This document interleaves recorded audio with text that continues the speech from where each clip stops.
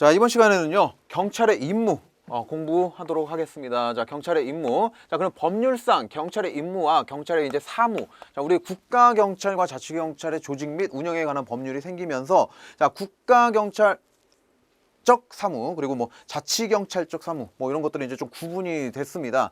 자, 그래서 이제 기존에는 우리 경찰의 임무, 자, 요거는 이제 많이 보셨던 거죠.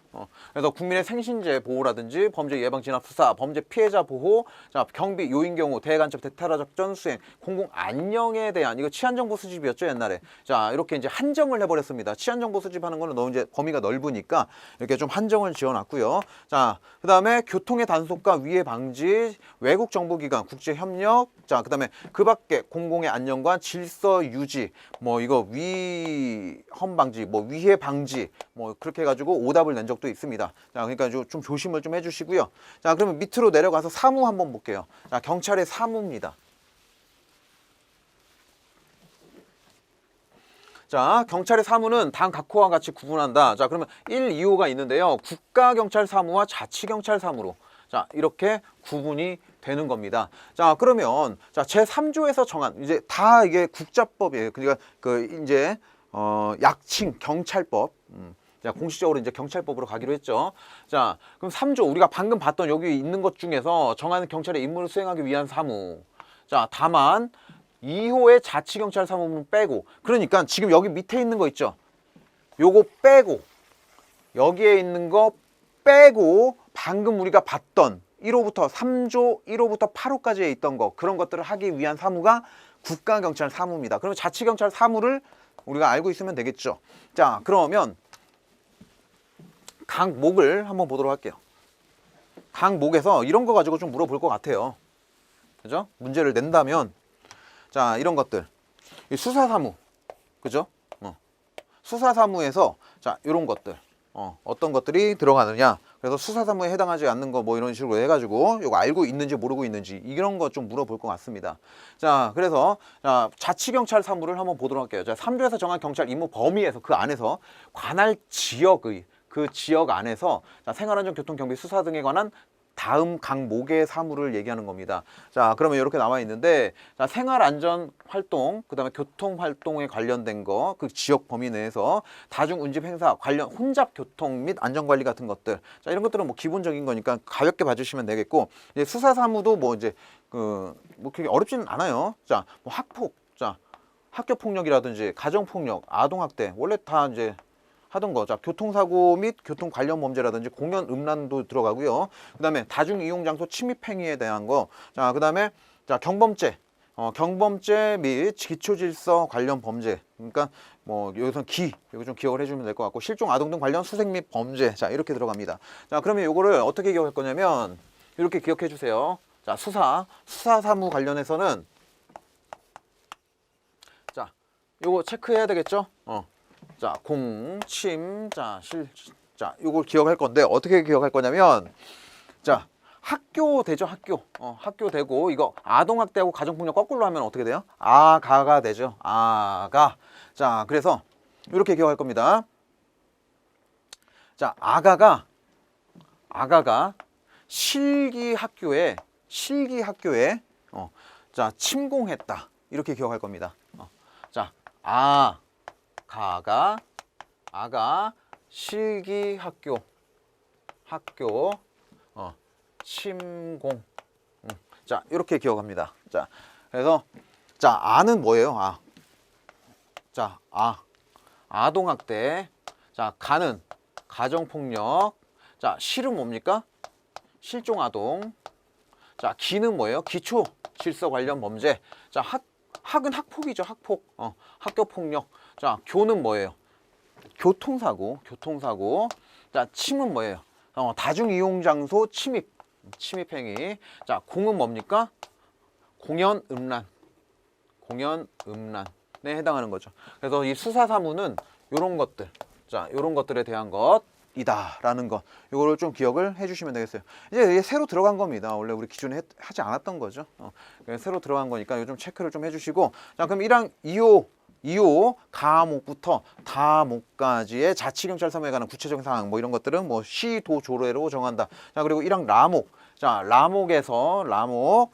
자, 자치경찰 사무에 관한 구체적인 사항 범위. 자, 이런 것들은 또 대통령령으로 정하도록 되어 있다라는 거. 자, 요거 좀 조심을 해 주셔야 되겠습니다.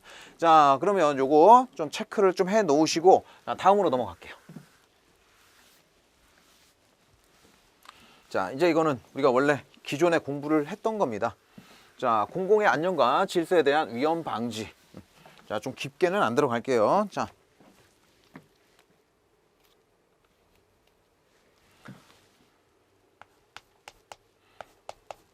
공공의 안녕과 질서에 대한 위험, 공공의 안녕과 질서에 대한 위험 방지.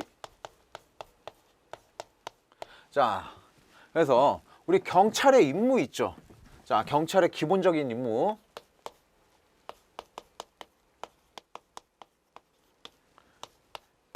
경찰의 기본적 임무는요.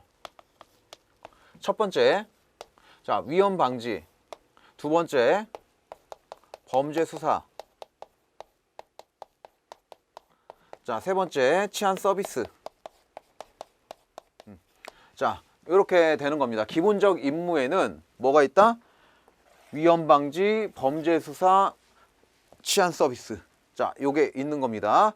자, 그러면 여기에서 어떤 거에 대한 위험 방지를 할 것이냐? 자, 그래서 공공의 안녕과 질서에 대한 위험을 방지하겠다. 그러면 공공의 안녕이 뭔데? 첫 번째, 공공의 안녕이 뭐냐? 두 번째, 질서 개념이 뭔데? 자, 세 번째, 위험이 뭔데? 이렇게 들어가는 거예요. 자, 그러면 공공의 안녕. 안녕의 요소가 있겠죠. 안녕에 대한 요소가 있을 겁니다. 요소.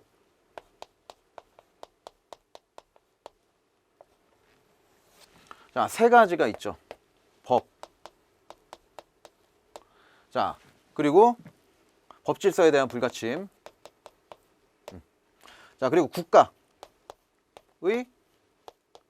존립과 기능에 대한 불가침. 그다음에 개인. 개인에 대한 권리, 뭐 법익, 하여튼 뭐 이런 것들 보호해 주는 거. 자, 그러니까 여기에 대한 불가침 상태, 침해가 가능하지 않은 상태, 이게 안녕이라는 거예요. 안녕, 공공의 안녕. 자, 그래서 일부는 국가와도 관련되고 일부는 개인과도 관련됩니다. 그래서 이중적 개념이다 라고 얘기를 하고, 자, 이 요소 중에 제1요소는 뭐다? 법질서의 불가침. 자, 요거를 또 바꿔서 문제를 냅니다. 뭐 국가의 존립과 기능의 불가침성. 자, 이게 제1요소다. 이런 식으로 문제를 내니까. 자, 디테일한 부분은 좀 이따 보도록 하고 큰 거 먼저 잡을게요. 큰 거. 자, 그다음에 이제 그럼 질서가 뭔데? 질서는요. 이게 어떤 규범적으로 어떤 성문화 되어 있나요? 아니죠. 그냥 그때 그 시대를 같이 살아가는 사람들이 맞다고 생각하는 것들, 이렇게 해야 된다고 생각하는 것들, 자, 그런 것들이 질서죠. 자, 그렇기 때문에 불문 규범의 총체라고 우리가 얘기를 합니다. 질서.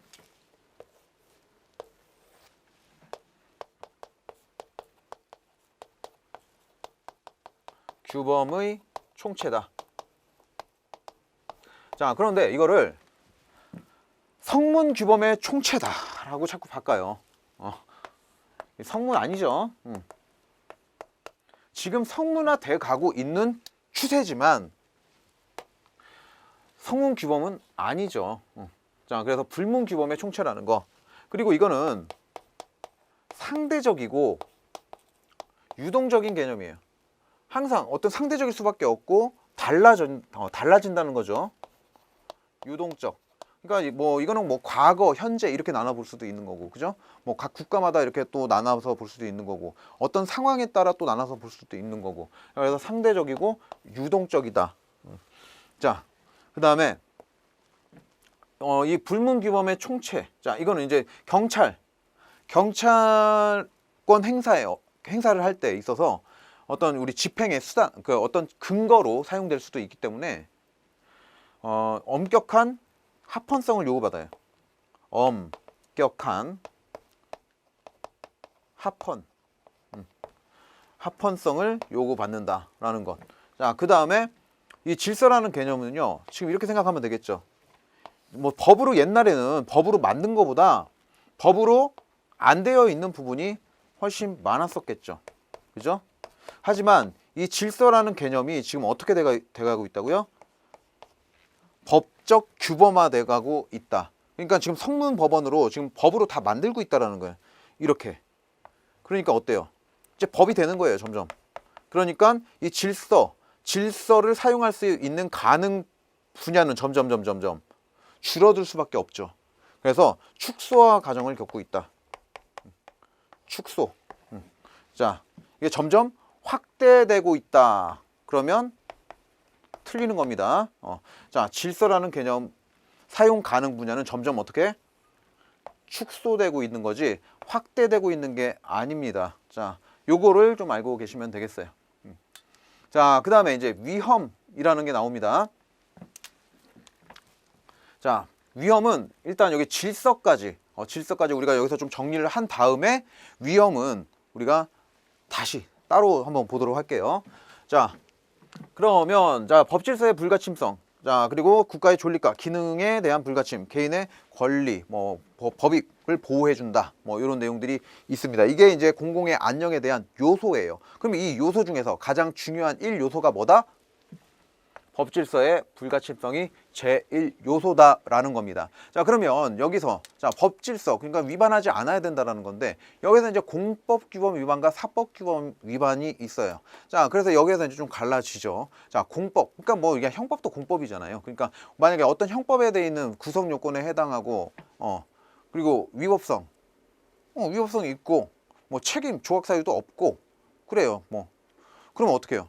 이거는 그냥 우리가 경찰이 개입할 문제죠. 그러니까 경찰이 개입할 수 있다는 거예요. 그래서 이런 말이 나오는 거죠. 자, 공법규범 위반은 공공의 안녕에 대한 위험으로 간주를 해버립니다. 그래서 형법 등의 범죄 구성 요건에 해당하기 때문에 경찰권 개입이 허용이 된다라는 겁니다. 그런데 사법질서 위반은요, 원칙적으로 어떻게? 우리 경찰이 개입할 문제가 아니라는 거예요. 그래서 사법질서는 개인 간의 문제다. 경찰 민사 개입 금지.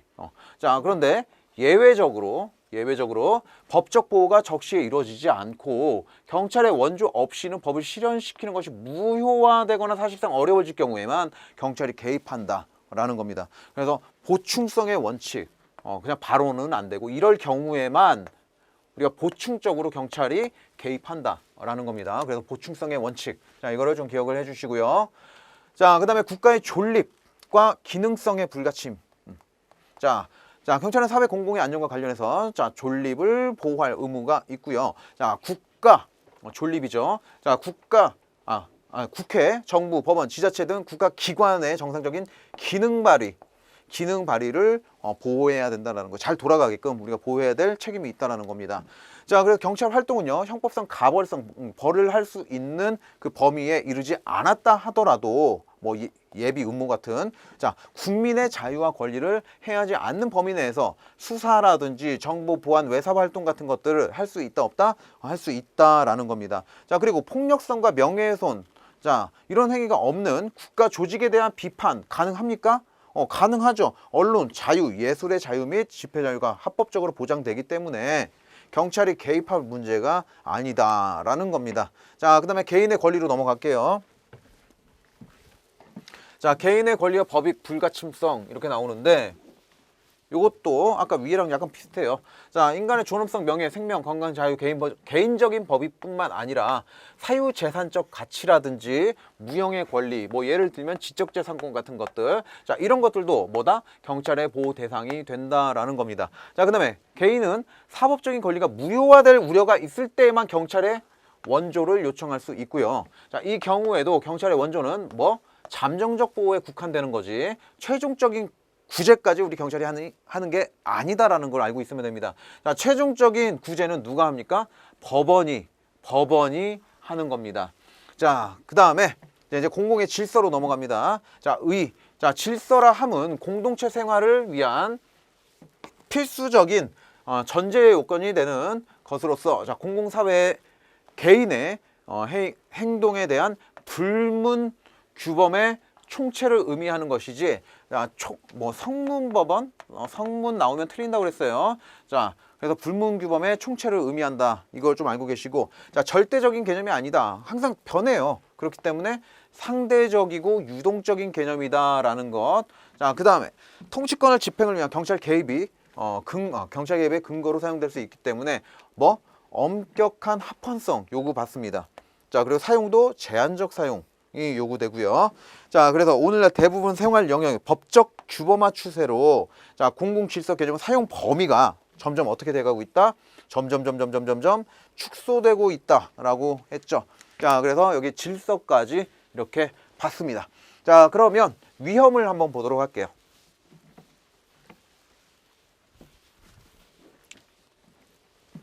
자, 위험에서는요, 이제 일단 위험하고 손해의 개념, 이거를 자꾸 섞어서 냅니다. 섞어서. 자, 볼까요? 어떻게 내냐면 이런 식으로. 자, 위험이란 보호받는 개인 및 공동의 법익이 외부 영향에 의해서 정상적인 상태에서 객관적인 감소를 의미한다.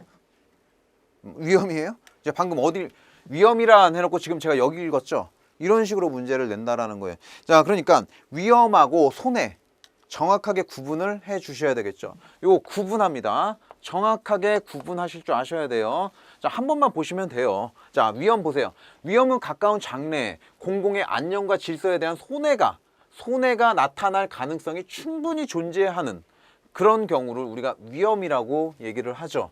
자, 그 다음에 손해는 보호받는 개인, 공동의 법익이 외부 영향에 의해서 정상적인 아무런 뭐 문제가 없는 상태에서 객관적인 감소를 의미하는 거예요. 그렇기 때문에 뭐 단순한 성가심이라든지 불편함 이런 것들은 손해다 아니다라는 겁니다. 자, 그래서 객관적인 감소를 의미하는 것. 자, 그래서 위험의 정의와 손해의 정의를 정확하게 좀 기억을 해 주시는 게 좋고, 그 다음에 위험을 또 분류를 한번 해볼 수가 있어요. 자, 위험의 분류 이제 한번 들어가겠습니다. 위험의 분류. 자, 이거는 위험의 현실성 여부에 따라서 구분을 하는 겁니다. 위험이 진짜 내 눈앞에 있냐 아니면은 이 눈앞에 위험이 나타날 수 있는 가능성이 있는 거냐에 따라서 구체적 위험과 추상적 위험으로 구분을 해요. 구체적 위험은 내 눈앞에 지금 위험이 있는 상태. 지금 우리 그러니까 우리 관내에 지금 연쇄살인 사건 지금 계속 1시간마다 자꾸 살인 사건이 자꾸 벌어지고 있습니다. 끔찍하죠. 자, 이런 경우 막 우리 불신 검문 같은 거 막 경계 같은 거 막 해야 될 거 아니에요. 그죠? 자, 지금 뭐예요? 이거는 위험이 지금 눈앞에 있기 때문에. 자, 하지만 지금 뭐 범죄가 일어나지도 않고 조용한 지금 관할입니다. 동네예요. 자, 근데 순찰 돕니다, 여러분들이. 왜 돌아요? 구체적 위험이 나타날 수 있는 가능성이 있기 때문에 예방하는 거 아닙니까? 순찰을. 그쵸? 그래서 여기에서 이제 또 제가 뭐 개 한 마리 앞에다 갖다 놓으라고 하는데, 개 한 마리 막 맹견이죠. 자, 맹견을 지금 여러분들 앞에다 갖다 놓고 얘가 막 여러분들 물려고 지금 앞에 있습니다. 지금 이게 뭐예요, 이거? 구체적으로 지금 눈앞에 있는 거죠. 이거는 구체적 위험인 거예요. 하지만 자, 지금 개는 없어요. 눈앞에 없어요. 근데 여러분들이 그 개를 한번 생각을 해봅니다. 그 개를 한번 생각해 보세요. 아, 얘네들 목줄도 안 하고 입마개도 안 하고 그냥 이렇게 막 다니면 위험하잖아요. 그쵸? 구체적 위험이 발생할 수 있는 가능성이 존재하는 거잖아요. 그렇게 다니면. 그렇기 때문에 어떤 행정 조치를 취해야 될 결론에 도달하는, 자, 그런 위험을 우리가 추상적 위험이라고 하는 겁니다. 그래서 그 개한테 입마개를 하고 목줄을 채우고, 자, 이런 걸 하지 않는다라면 과태료를 때리고 이럴 필요성이 있는 거. 왜? 구체적 위험 가능성이 있기 때문에. 자, 이런 것들을 추상적 위험이라고 얘기를 하는 겁니다. 자, 그래서 구체적 위험과 추상적 위험, 이건 뭐예요? 위험의 현실성에 따라서 이렇게 구분을 할 수 있다라는 겁니다. 자, 구체적인 사안과 관련해서 개개의 경우에 가까운 장래에 손해 발생에 충분히 가능성이 실제로 존재하는 경우, 불신 검문 같은 거, 보호 조치 같은 거, 왜? 구체적 위험이 있으니까 하는 거죠. 자, 그 다음에 추상적 위험. 자, 구체적 위험 예상 가능성만을 의미하는 겁니다. 자, 그래서 특정 행동 방식이나 물건의 상태를 일반적 추상적으로 봤을 때 손해가 발생할 가능성이 충분한 개연성이 존재하고 경찰상 법규 명령으로 방지해야 될 필요성이 있다는 결론에 도달한 경우, 자, 그럴 때 추상적 위험이 있다라고 얘기를 하고요. 자, 그래서 경찰의 권력적인 개입은 제한되지만 범죄 예방이나 위험 방지를 위한 준비 행위 같은 거, 자, 이런 것들은 뭐 가능하다. 뭐 참고 삼아서 봐주시면 되겠고, 자, 요거는 그래서 어떤 거, 뭐 여러분들이 뭐 그러니까 예방을 위해서 순찰을 한다라든지 뭐 이런 것들을 생각을 해주시면 되겠습니다. 자, 그럼 검토가 있는데요. 자, 위험의 존재는 경찰 개입의 최소 요건이다. 자, 그렇기 때문에 적어도 뭐 구체적 위험 또는 뭐 추상적 위험이 있을 때 경찰 개입이 가능한 겁니다. 그러면 최소한 어떤 위험이 있을 때? 최소한 추상적 위험이 있을 때 경찰 개입이 가능한 거지. 자, 추상적 위험 이전 단계에서는 어떤 사전 예방적 차원에서 경찰을 막 개입하고 막 이러면 됩니까? 안 되죠. 근데 그게 되는 부분도 있어요. 환경 영역, 환경법 영역에서는 되지만, 자, 여기 우리 경찰 영역에서는요, 추상적 위험 이전 단계에서는 할 수가 없다라는 거예요. 자, 그래서 2번 참고 삼아서 봐주시면 되겠고, 자, 그리고 3번. 자, 위험은 경찰 개입의 전제 요건입니다. 그쵸? 지금까지 우리 그렇게 공부했잖아요. 근데 위험이 보호받을 법익에 대해서 필수적으로 존재해야 되는 것인가? 그거는 아니다라는 겁니다.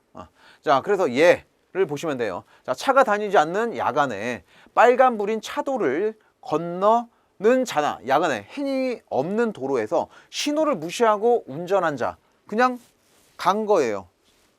적색등화인데. 자, 지금 위험이 없잖아요. 사람도 없고 아무런 위험이 없어요. 하지만 이 위반자는 뭘 위반한 거예요, 지금? 법질서의 불가침성, 특히 이제 도로교통법 위반이죠. 그죠? 자, 그렇기 때문에 위험이 없다 하더라도 경찰 개입이 가능하지 않다? 가능하다라는 겁니다. 자, 그래서 자, 신호를 무시하고 운전자의 법률 위반 행위는 법질서의 불가침성을 침해했죠. 그래서 공공의 안녕을 보호 법익으로 하는 도로교통법을 침해했기 때문에 경찰 책임자가 되고 우리는 그 경찰 책임자한테 경찰권 발동을 할 수 있다라는 거죠. 그래서 반드시 위험이 보호받을 법익에 대해서 필수적으로 존재해야 되는 것은 아니다. 존재하지 않아도 이렇게 경찰권 발동할 수 있는 경우도 있다라는 것을 알고 계시면 되겠습니다. 자, 그러면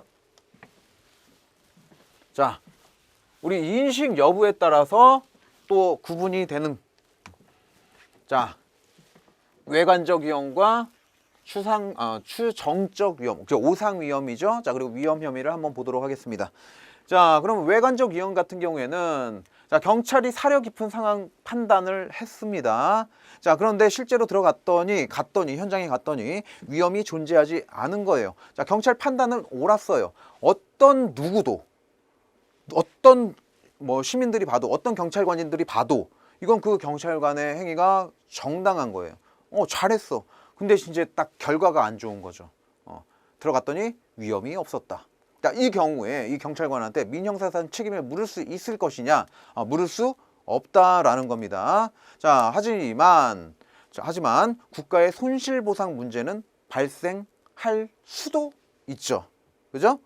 발생 안 할 수도 있고 발생할 수도 있고요. 자, 그래서 자, 경찰이 사려 깊은 상황 판단을 했음에도 불구하고 들어갔더니 위험을 잘못 긍정했다. 위험이 없었다라는 겁니다. 자, 그럼 경찰관의 개입은 일단 적법해요. 그러니까 이제 손실보상으로, 우리 경지법 11조의 2 손실보상으로 갈 것이고, 자, 그 다음에 경찰관에게 민형사상 책임 물을 수 없습니다. 하지만 국가의 손실보상 책임은 상황에 따라 달라지겠죠. 인정될 수도 있다라는 겁니다. 그래서 순찰 중인 경찰관이 살려달라는 비명을 듣고 그 집을 부수고 들어갔습니다. 그런데 TV 살인극을 시청하고 있었던 거예요. 누가?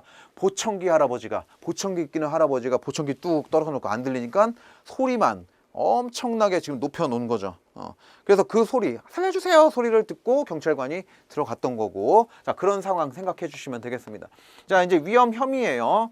자, 위험 혐의는 따르릉 전화 왔습니다. 자, 폭탄이 설치됐어요. 여러분들이 신고 전화를 받았습니다. 자, 위험이 있어요, 없어요?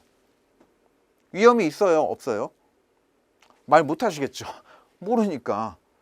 그러니까 그걸 확인하기 위해서 위험 조사 차원에서 경찰 개입이 허용되는 경우를 위험 혐의라고 합니다. 자, 그래서 경찰이 의무에 합당한 사려 깊은 판단을 할 때, 자, 실제로 위험의 가능성은 예측돼요. 그럴 수도 있잖아. 하지만 불확실하죠. 있을지 없을지 어떻게 알아요? 그죠?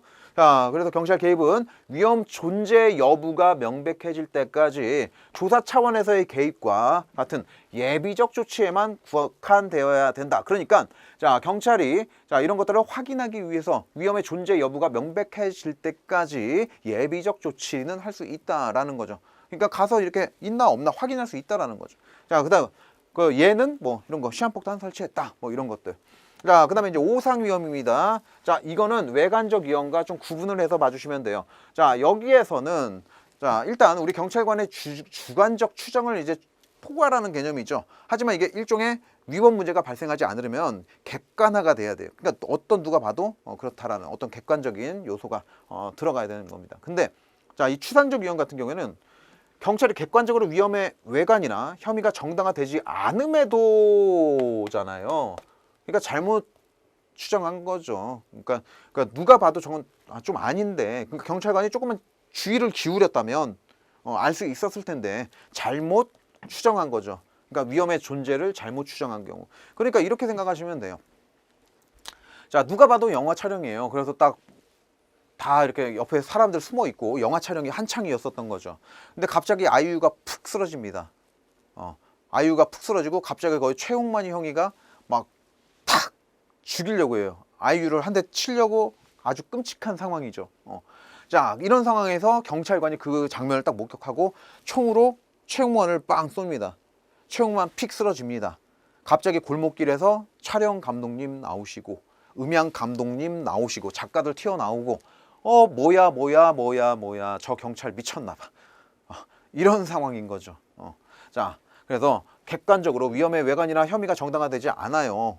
자, 그런데 경찰관이 위험을 잘못 추정한 경우가 되는 겁니다. 자, 그렇기 때문에 이 경찰관의 행위 적법한 직무집행이라고 할 수 없겠죠. 자, 그러니까 경직법으로 가는 게 이제 국가배상법으로 가는 거고, 자, 경찰관의 민인 형사상 책임 물을 수 있을까요? 당연하죠. 물을 수 있죠. 자, 그리고 국가의 손해배상 책임 인정될 수 있습니까? 인정될 수도 있는 거죠. 자, 그래서 영화 촬영장, 자, 이거를 생각을 해주시면 되겠습니다. 자, 여기서 이제 여러분들이 잘 알아야 될 부분들은요, 이 노란색 부분들 있죠. 노란색 부분들. 자, 이런 걸 가지고 장난 많이 칩니다. 자, 책임 물을 수 있고 손실 보상은 인정되지 않는다. 뭐 이런 식으로 문제를 낼 수 있으니까 정확하게 판단을 해 주셔야 되겠습니다. 자, 그러면 이렇게 정리를 해볼 수 있겠죠. 자, 외관적 위험 있고요. 외관적 위험. 자, 그 다음에 오상 위험. 오상 위험. 자, 이건 뭐예요? 정적 위험이죠. 아까 우리가 위험의 현실성 여부에 따라서 자, 상적 위험이 있었어요. 그죠? 다른 겁니다. 비슷하니까 이걸 자꾸 섞어서 틀리게 자꾸 문제를 만들어서 냅니다. 자, 이 추정적 위험이에요. 오상 위험과 같은 말은 추정적 위험하고 추상적 위험. 위험의 뭐 현실성에 따라서 우리가 뭐 구체적 위험과 추상적 위험으로 나누는 거, 이건 글로 들어가는 거예요. 구체적. 그래서 요거하고 요거는 다릅니다. 이거 좀 구분을 좀 잘 해주시면 되는 거고. 자, 위험 혐의는 쉬우니까 빼고요. 자, 요거. 자, 경찰관의 사전 판단.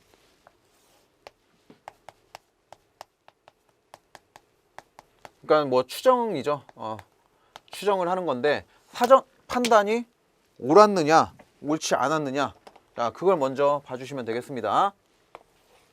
자, 이 외관적 위험은 얘가 뭐였죠? 얘가 보청기 할아버지.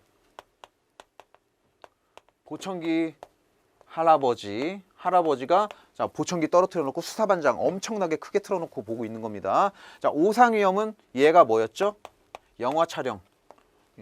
자, 이렇게 해주시면 되겠습니다. 자, 이 사례를 생각하는 거예요. 자, 사전 판단, 경찰관의 사전 판단, 옳았다, 틀렸다. 이거 잘했다. 자, 여기는 잘못했다. 자, 그 다음에 민형사상 책임. 민형사상 책임. 여기 물을 수 있다, 없다? 없다. 여기 물을 수 있다, 없다? 물을 수 있다. 자, 손실보상. 손해배상. 자, 문제 발생한다, 안 한다? 할 수 있다, 한다. 요거 가지고 자꾸 문제 냅니다. 그러니까 요거 정확하게 파악을 해 주셔야 되겠습니다. 자, 그러면 이제 범죄 수사 있는데 이쪽 부분은 잘 안 봐요. 그래서 이건 이제 뭐 형사소송법이라든지 이쪽에서 좀 뭐 기본적으로 알게 되는 그런 부분들이기 때문에 범죄 수사는 그냥 참고 삼아서 여러분들이 좀 봐주시면 될 것 같고요. 뭐 치안 서비스도 마찬가지입니다. 뭐 비권력적인 수단을 사용해서 자, 이렇게 한다라는 것. 그러니까 여기까지 봐주시면 되겠고요. 자, 이번 시간에는 자, 우리 임무가 뭐라고요? 사회 공공의 안녕과 질서 유지에 대한 뭐 위험을 방지하는 것. 자, 그래서 안녕의 요소 3가지 뭐가 있었죠? 법 질서에 대한 불가침. 자, 그다음에 국가 기능과 존립에 대한 불가침. 개인의 법익에 대한 권리와 그 법익의 보호. 이런 것들 3가지 요소. 이 중 1요소는 뭐다? 법 질서의 불가침성. 자, 요거 기억하시면 되겠고, 질서에 대한 것도 뭐 별거 없었죠. 불문 규범의 총체다. 상대적이고 유동적인 개념이다. 엄격한 합헌성과 제한적 사용이 요구된다. 자, 그 다음에 요거는 축소되고 있다, 확대되고 있다, 축소되고 있다. 자, 그러면 이거 또 질서도 끝나는 거고, 위험에서는 위험과 손해 개념 알고 있으라고 했고, 위험의 구체적 그리고 위험의 그 현실성 여부에 따라서 구체적 위험과 추상적 위험으로 구분이 된다고 그랬죠. 그러면 여기에서 이 추상적 위험과 위험의 인식 여부에 따른 구분에서 오상 위험인 추정적 위험과 구분해달라고 했습니다. 이름이 비슷하니까. 그래서 구체적 위험은 지금 현실적인 거, 지금 내 눈앞에 있는 위험. 자, 그 다음에 추정적 위험, 추상적 위험은요. 구체적 위험의 가능성이 있는 상태. 우리 경찰은 언제 개입할 수 있다? 적어도 추상적 위험이 있는 상태, 사전 예방적 조치 할 수 없다. 환경법과 다르다. 우리는. 자, 그리고 반드시 보호받는 법익에 위험이 존재해야 되느냐? 존재할 필요 없다. 그래서 그 저녁 야간에 그 신호 위반한 운전자, 자, 도로교통법을 침해했기 때문에 경찰권 발동이 가능하다라는 거. 자, 그 다음에 인식 여부에 따라서 뭐가 있었죠? 구체적 위험과 그리고 오상 위험과 위험 혐의, 요 3가지 우리가 알기로 했습니다. 그래서 구체적 위험 같은 경우에는 뭐 얘가 뭐가 있었죠? 보청기 할아버지. 자, 그 다음에 자, 2번째 오상 위험은 영화 촬영장. 그 다음에 위험 혐의는 폭탄 설치. 자, 이렇게 사건을 좀 이렇게 머릿속에 넣어 놓으시고, 그 다음에 자, 구체적 위험 같은 경우에는 경찰이 잘했다, 잘못했다? 잘했다. 자, 민형사상 책임 물을 수 있다, 없다? 물을 수 없다. 국가의 손실보상 발생할 수 있다, 없다? 발생할 수 있다. 오상위험, 다른 말로 추정적 위험입니다. 자, 추정적 위험 뭡니까? 요거는 경찰 잘했어요, 못했어요? 잘못했다. 민형사상 책임 물을 수 있다, 없다? 물을 수 있다. 국가의 손해배상 문제 발생할 수 있다, 없다? 발생할 수 있다. 위험 혐의는 사전 조사적 차원에서 경찰 개입이 합당화된다. 뭐 이런 게 허용된다. 이렇게 생각을 해주시면 되겠습니다. 자, 그러면 경찰의 임무 관련해 가지고 중요한 내용들 다 다뤘습니다. 자, 그러면 우리가 이제 다음 시간에는요, 경찰권의 이제 기초로 들어가도록 하겠습니다.